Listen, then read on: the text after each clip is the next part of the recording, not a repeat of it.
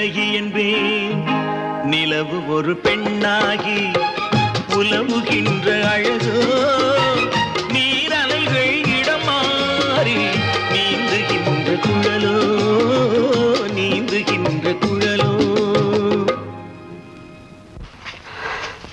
வாங்க வாங்க, தப்பிச்சு ஓடிடலாம். முருகன், நமக்கு பெரிய ஆபத்து காத்துட்டு இருக்கு முருகன். அந்த பைரவ கிட்ட இருந்து நம்ம தப்பிச்சு ஓடிடலாம். ஐயோ, நான் சொல்றது இவருக்கு ஒண்ணும் புரியலையே. நான் என்ன செய்வேன்?